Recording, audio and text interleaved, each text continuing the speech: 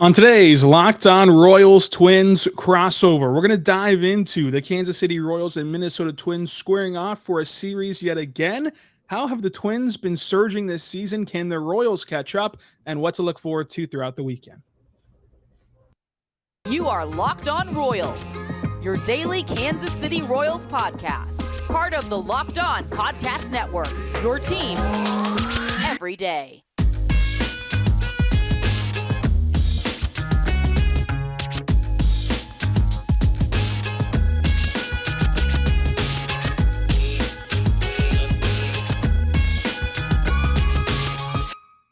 Let's get it going on the Locked On Royals Twins crossover podcast. We're going to talk about this Royals and Twins series this weekend, which will be pretty fun to follow along with throughout this entire weekend, and a pretty strong tie as well as the Royals go out of town for the NFL draft to happen in Kansas City. Of course, the Vikings have a lot of interesting choices to make as well. So it'll be fun weekend all around that ties these two communities together for the next 4 days. Brennan, how are you doing today as host of Locked On Twins coming in? Yeah, not too bad. It's a little drizzly here in Minnesota today, but I don't think there's any danger of this game being in any peril. But very excited to see this series and how it pans out, and rekindle the season opener. Rekindle that season opener, which is a great thing to lead into. The first question, just to get it out of the way, the scheduling has been crazy. The Royals have only played 2 divisional series. This will be their second one, and they've been both against Minnesota. It feels so crazy that we're a month into the year, and the Royals have not seen anyone else outside the division. Now, the Twins, they've gotten a few more division games like normal than what we've seen. But how do you overall project that you're going to like this scheduling in the sense of just as a entertainment value of getting to see every team and experience playing more teams than normal? Yeah, I think I'll like seeing every team. It's hard to say. I didn't think about that change as much as I did, say, the pitch clock or any of the changes that they made that were a little more obvious to the day-to-day game. But as far as the schedule being more balanced, or less unbalanced would probably be just as fair to say. It'll be interesting to see because I like seeing them go into NL parks, especially Dodger Stadium used to be every 6 years they'd go, or go into San Francisco and play there. So I think I'm going to enjoy it. I like the chance to see more players from the National League that I don't get to see all the time, like Mookie Betts or Austin Riley, Ronald Acuna Jr., Juan Soto. Very excited to see all those guys. And so in general, I think I'm on the positive side of that change. Yeah, I love it. I think that it's a great thing for the game because if you do want to follow or cover a team where you're watching 162 games of a specific team as a fan or media, whatever, that's a lot of time commitment to commit to baseball. It's where you can't really, watch a lot more past that. You can watch some games, but not a lot more past that if you're going to watch literally all 162. And so this way, it's a great way for baseball to get you in front of some of their other premier players that you otherwise wouldn't get to see for a few years cycling through. So let's talk about the Twins though first, because they're by far the more interesting aspect of this series. It looks as though they're in prime position in this division to take it, although things are still early on. What's been the biggest change? Would it be wrong to just say it's health, or is there something more? Like, is there other players who've taken a leap that don't really, impact just health? Like, what's been the biggest change for Minnesota this year? The team's identity is starting pitching right now, and it hasn't. So I did look up the last week ERA, and it was 4.89, which you'd think, oh shoot, that's pretty high, right? But Kenta Maeda gave up 10 earned runs. Sorry, that's my dog. Kenta Maeda gave up 10 earned runs last time out against the Red Sox yesterday. And that kind of hurt it. It jumped from 2.53 to 4.89. So it almost doubled. So if you look at the recent numbers, it's probably not quite as obvious that this starting rotation has been the strength of this team. But top to bottom, Sonny Gray has been incredible. I actually just tweeted it a little bit ago. His ERA plus is 7.01, and that is not a typo. So if people like Baseball Reference, adjusted ERA, that's pretty good, you could say. Pablo Lopez has been great. Joe Ryan's been great. Tyler Mahle has been pretty good. You guys will get to see him in the first game of the series. But beyond that, even the fill-ins, Bailey Ober was good. Louis Varland was good. This looks like an entirely different team, and the health has been more good than bad. But the offense right now is kind of struggling. Last week, 789 OPS, so kind of coming into form. But the identity of this team right now begins and ends with starting pitching. What would you say the confidence level is for the Twins moving forward in this division? I'd say it's pretty good. I mean, and if people remember from the crossover episode, I think I swung your vote to Minnesota, if I'm not mistaken. You So good did. on You you. did. You But sold me. I, I think it's fairly good. But at the same time, too, you don't win the division in April, but you can definitely lose it. And I think, if there was a team that was in the mix that is starting to feel out of the mix, I sure think Chicago is that team right now. But the Twins are going to have, after this series, Chicago, Cleveland, and then things get a little bit crazier with the Padres and then the Dodgers. But it's a good time to make some progress in this division, show that you belong, show that you can put the pedal to the metal, like the Guardians did last season. When the Guardians needed to make things happen, they did, especially against the Twins late in the season. So I would say I'm fairly confident that they can keep this up, win at a 560 winning percentage. But I'm curious to see. Hopefully, the offense picks it up because I'm not sure the starting pitching can be, fourth in ERA good all season long. Do you think that the White Sox are buried or are kind of not looking like they can be primed for a bounce back given how bad they've been to start? Like that's been one of the biggest surprises of the season to me. Well, I'm looking at Fangraphs odds right now, and they say 4.6% to win the division and 6.4% to make the playoffs. So pretty far down on them. I mean, I'm not usually going to make a proclamation this early in the season, but I'm out on them. I just don't see the depth there to compete. They haven't done enough to build an entire team. I think what is that in order to win in the big leagues, even in this Central, you have to have more than just a starting nine. And every time they dip into a guy like Romy Gonzalez, it's just not there. And so I don't see it with the White Sox. I was skeptical about the Guardians before, but they anytime you could pitch like they do or bring up a kid like Tanner Bibby like they did, you're gonna have a chance. But right now, I'm feeling pretty good about the Twins and pretty down on the White Sox.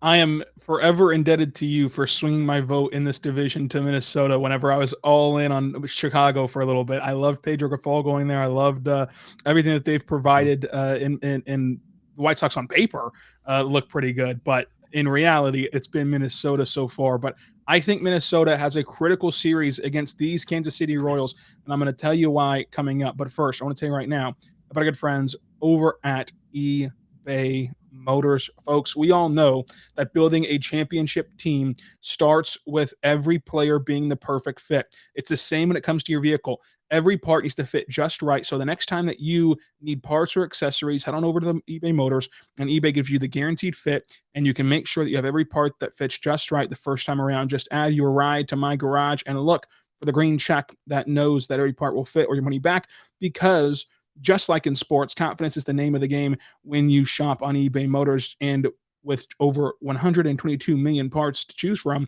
you'll need to be back in the game in no time. After all, it's easy to bring home a win whenever you have the right parts guaranteed, get the right parts, the right fit, and the right prices on ebaymotors.com. Let's ride. eBay guaranteed fit available for U.S. customers, eligible items only, and exclusions apply.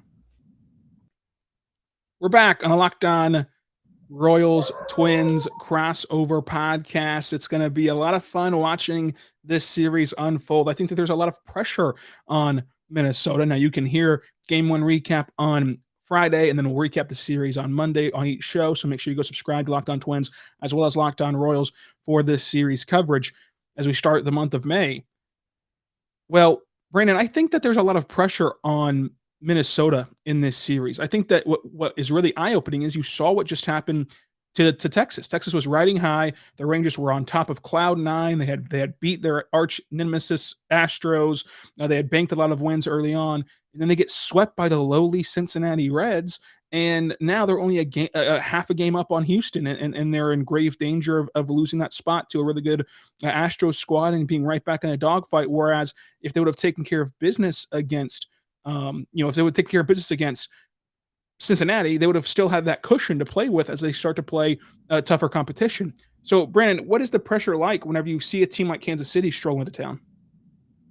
Well, and the Twins just did the opposite by dropping 2 of 3 to the Nationals and then taking 2 of 3 from the Yankees and actually winning the season series from the Yankees for the first time since 2001. Yeah, at the end of the day, you have to win the games put in front of you. So to that end, it is pressure because, like, for instance, one of the games, the Twins had a 2-0 lead and it felt like Washington had no pulse. Then they get a home run and push another run cross, and then push another run across. And suddenly you're into that bullpen, which, Hunter Harvey at the back end, Kyle Finnegan, rough start, but good stuff. They lost a game they had no business losing. So again, as much as it looks good to be 14-11 right now, you'd rather be 15-10 or 16-9. Those games hurt. And as you see from Twins fans on Twitter, they get pretty ticked anytime they lose any game. So that's why my bit on the show and on Twitter is that every game's a must-win game, because there's always some guy on Twitter saying that. So I just kind of leaned into it. But, now you got Twins fans saying, got to sweep these guys, got to take 3 of 4. And, Zach Greinke is the epitome of a crafty righty, if such a thing exists. I still think Brady Singer's got great stuff, even if he's off to a tough start. And Jordan Lyles and Brad Keller aren't pushovers. It's a pretty decent rotation, all things considered. I know the ERA is bad, but you're going to have to show up to play. And it's not like any given Sunday in football, but on any given day, obviously big league teams can beat each other. So I'm hopeful the Twins show up, because it's just going to look real bad if they, drop 3 of 4 to the Royals with the expectations the Twins have right now.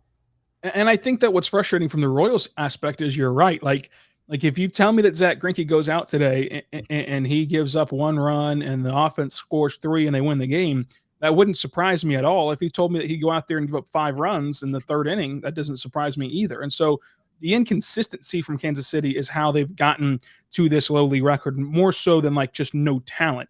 I think that that's what's been hard to convey to people, because whenever you look at this team that has, a 2-8 record in the last 10 games, they're 6-19, their run differential is abysmal. It just looks like, well, they're deployed of talent. They have no talent at all. They're terrible, but it's just one thing or the other. And that's been the big problem for Kansas City. I want to ask, what's the level of like nostalgia for Zach Greinke? Because he was gone for so long, 11 seasons, coming back is obviously cool, but it was so long ago, and now it's a 2nd season, and he was pretty good last year. I mean, he didn't strike anybody out, but he was a good veteran presence and all that. What's the nostalgia level or connection level to him right now for Royals fans? Yeah, I think it's just the deep-rooted connection in, like, for my generation, being 25, he was the first ever good player that I got to watch and like remember and got to experience, and he won the Cy Young, and like he was the first player that was truly, at an elite level in my lifetime, in the sense of like my cognitive lifetime, not like the actual age, but the time I got to understand baseball and like watch it and thoroughly kind of enjoy it. It was Zach Greinke, and so kind of bringing him back was nice. And I think at the time last year, we thought it was going to be like a 1-year thing, and he retires and then hopefully wears a Kansas City Royals cap in Cooperstown. And this is going to be his identity whenever he's immortalized. But it turns into a 2-year deal, which, as you mentioned, is not terrible considering the production he's still giving you. But I think that the deeply rooted connection would certainly feel odd for a lot of fan bases.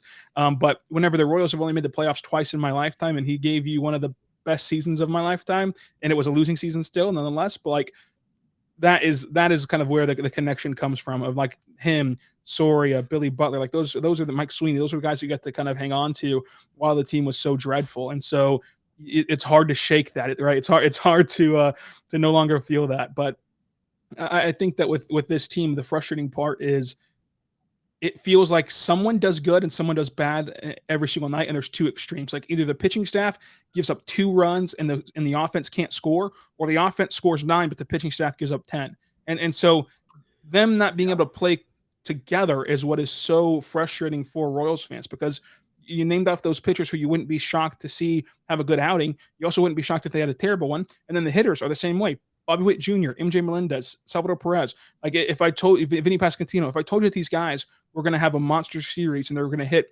500 this weekend, it wouldn't shock you. But if I told you that they were all going to strike out 7 times, that also wouldn't shock you either. And that's the epitome of a bad team. And the Royals are what their record is, but their record also looks way worse than what you're saying. It's not a team where you can just roll out of bed and get some wins. Like I think that, and maybe this is just kind of the wrong view of outside looking in, but I really do believe that you can just roll out of bed and beat the A's. Like the A's want you to beat them. Yeah. They're not even going to try. They don't even have any talent to look forward to.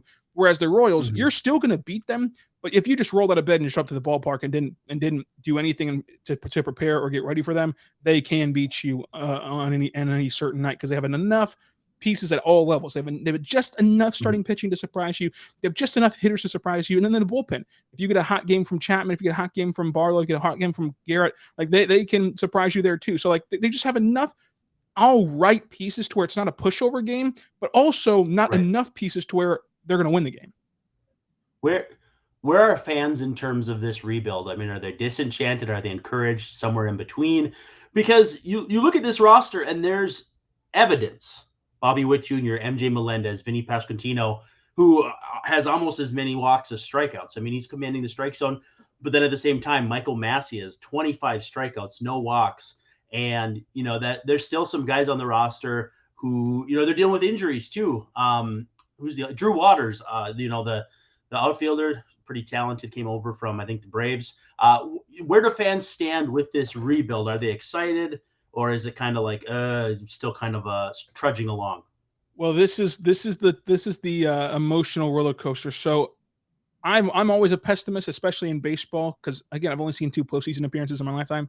But this offseason, I felt good about this team of like, they're not going to win anything of note. They're not going to go to the playoffs, but they are going to be respectable and they are going to be a team that gives you an entertaining product night in and night out. And they might fall short, but it'll be fun to get there. And that's not been the case. I mean, that's not been the case at all. And so I think that now, especially, and I do think that this matters, I think that whenever you look at the product that the Chiefs are putting out on the other side of the parking lot, it's even easier for this to Yeah. happen. Like this fan base does not care. Like this fan base will not watch half of this series. They'll be paying attention to the draft tonight. They'll be paying attention to the second and third round tomorrow. They'll be in and around the community at the draft. Being held in Kansas City. But even if this draft was in Cleveland, it'd be the same way. Like they only care about football, and rightfully so. The Royals have given you no reason to care about them and no reason to even respect them. And I think that some of the downtown ballpark stuff has gotten fans up in arms. A subsection of fans up in arms about you're not even putting out a good product on the field. Now we want to go find a ballpark downtown for no reason. Like it's all just came piling down at the same time, demanding for a ballpark, being a terrible team just every single year, plus your opposition in the sense of like the Chiefs are at a historic dynasty level. Why would I care about the Royals night in and night out at this point for the majority of fans? Now, there still are going to be diehard fans because the Royals and Kansas City is such a good sports city, but it's getting to the point now where like the losses don't sting anymore, and getting struck out 14 times in a single game, you just laugh and move on, and that's the most dangerous place to be for a franchise. Yep, it's a scary place to be when the fans are apathetic. And I went through that. I covered some pretty bad teams from 2011 I wasn't quite covering yet, but that was my team, and through 2014 they were bad. And then too, the path back to contention is such a winding one. We've seen it with the White Sox where they were good and then now bad, which people joke about their championship window closing. Was it ever open? But you look at the Twins, bad in 2014, good in 2015, historically bad in 2016. They get the number 1 overall pick, take Royce Lewis. Then they're decent again in 2017, not very good in 2018. Like the path back to contention is such a narrow, difficult one to row that you almost have to like not put all your eggs in one basket. You look at the baby Royals that won that World Series, and how many of those guys took for quite a while to pan out, and how many of those guys didn't pan out? Because like in 2010, I remember Baseball Prospectus had all these crazy big prospects, and like half of them worked out, which is still a pretty good hit rate. But by that time, you're close to the end of the club control of a guy like Eric Hosmer, Mike Moustakas, and that sort of thing. So I think fans lose sight of how difficult it is to rebuild, and that's why fans so excited for the tank before the draft lottery. To me, tanking is just nonsense. It doesn't make sense. If you suck, you should suck organically. But it doesn't do anything for me. And then too, there was a time when 8 or 10 teams are tanking. So if you're the worst at tanking, you're still picking 10th. So You hate to see it. Apathy in a fan base is devastating, and I kind of feel like where the Royals are right now is about where the Twins were 10 years ago. I covered that 2013 team, all 81 games at home, and whew, that was rough. It is rough, and I think that the Royals have a ton of apathy around their organization, and it's sad because I genuinely was positive about this offseason, and that's not something that I do every single year. I'm very much a pessimist, but whenever you clean house in the front office and you get a new coaching staff, I really thought that things would turn around, and so far they haven't. And every time that it feels like they might, like there's games where like that comeback over the weekend against the Angels, like it felt like that was a game that can really galvanize a group and you go on a little bit of a run to make your record a little bit more respectable. It just doesn't. Like those wins just don't pile onto each other. They have not found a way to snowball it into a success. And I will say, to your credit though, everyone I think around baseball, Royals fan, not Royals fan, media, whatever, fans, whatever, everyone can agree that on paper these guys should be good. Like Bobby Witt Jr. should be good, and Jim Melendez should be good. And your point's an accurate one. That group of Hosmer and Moustakas, they were lofted as the best prospect in baseball, the best farm system, not only in baseball, but there were like legitimate publications saying that they were the best farm system of all time. And they got two postseason bursts out of that. And as an aside to your point, Mike Moustakas was sent down in 2014 before the postseason. He gets called back up, literally got sent down in August and got called back up. And he's able to go on a surge against his hometown Angels and help you sweep them and get to the World Series. So like this stuff, it does take time, and it does take seasons and years and moments like this where you just feel like it doesn't matter and who cares. But eventually you might get to that mountain top. I got to ask, who's in a better spot right now, the Royals or the Tigers? I always want to say the Royals, but I think that the Tigers, for some reason, have put it together a little bit more faster, but I think that the Tigers have done it in, more of a Band-Aid way of like, okay, you got AJ Hinch. That's a great hire. But like, is this sustainable that you won a couple games last week and now your record looks really good? I don't think so. I don't think that they're miles ahead of where Kansas City is.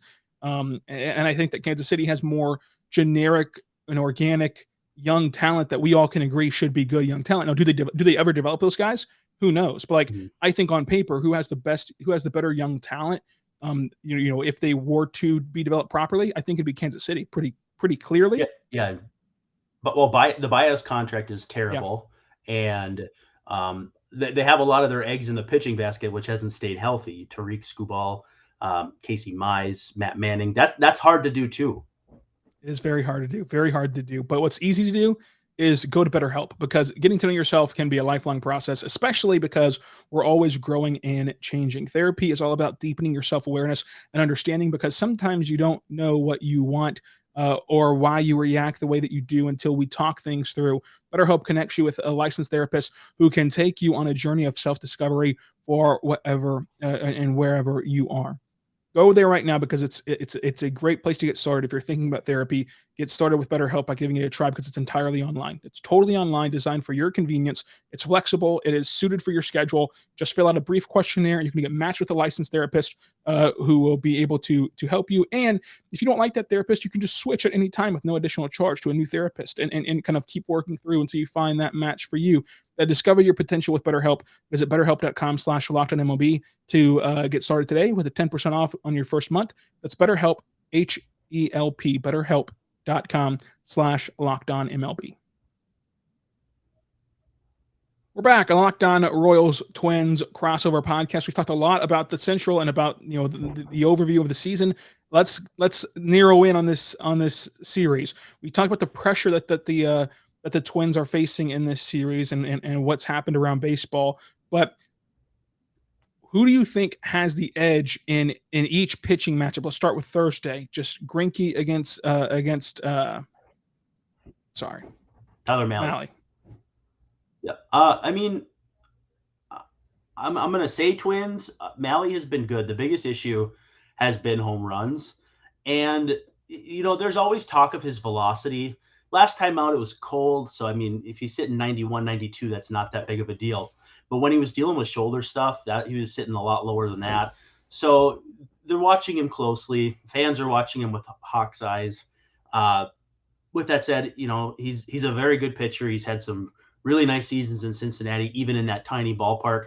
And Twins fans, or rather the Twins themselves, and I think Twins fans should be, are enthused about him being on the team. Last year, it didn't really pan out, and they traded quite a bit to get him. We've seen Spencer Steer having a really nice rookie season with the Reds. But I like the Twins in the first one. And honestly, not to steal your thunder, but I think that the pitching matchups at large favor the Twins.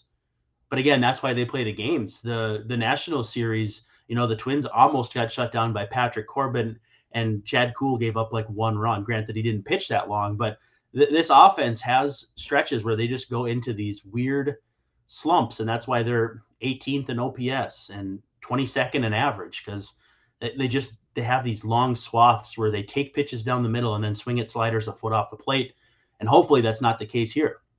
So I think that you're right. I think that the Twins have a slight edge on today's pitching matchup. They have an overwhelming ocean-size edge on Friday's matchup between Lopez and Lyles. I think that Lopez will absolutely carve up. I'd be shocked if he doesn't have 10 plus strikeouts in this game on Friday. Well, and to be fair, the Nationals got to him a little bit. Again, cold game in Minnesota.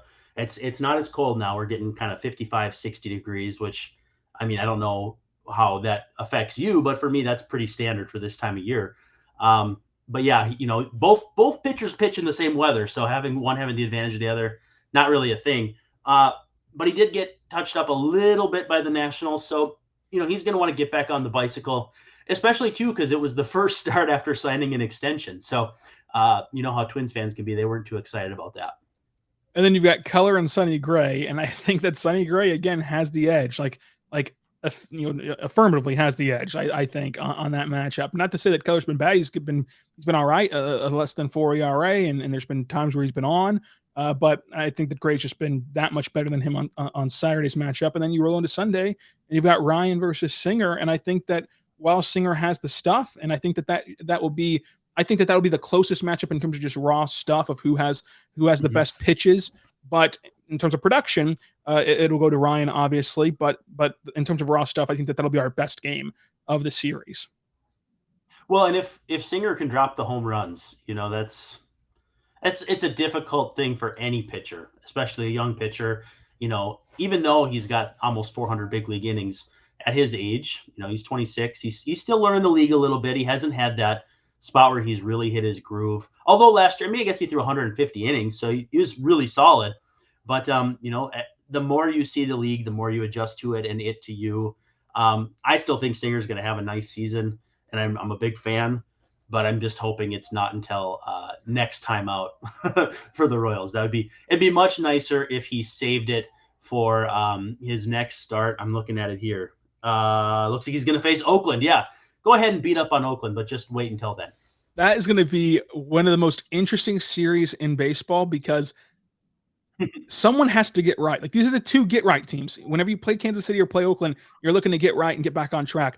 Whenever they play each other, who's gonna come out with a massive win? On paper, I think it should be Kansas City pretty handedly, but the game's not played on paper. And it looks like they're going to face Drew Rucinski in that game. Drew Rucinski's my guy from way back. He was on my other podcast back in the day when he was in the Twins organization. It's so cool to see guys come back from overseas and get a shot. You think of Colby Lewis.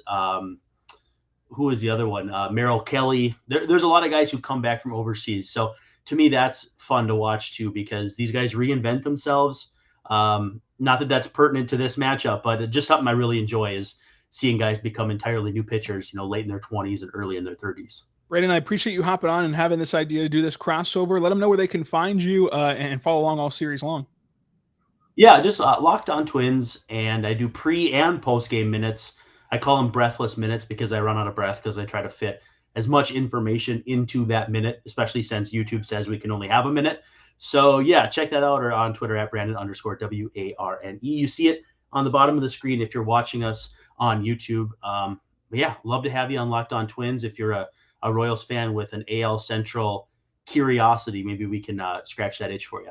There it is. We've adopted the Twins because I picked them to win the division. So if the Royals aren't going to be good, I might as well be right about something if the Royals aren't going to be good. So let's adopt the Twins and let's have a fun series. Brandon, I really appreciate you joining us. And until next time, be good. Be good to one.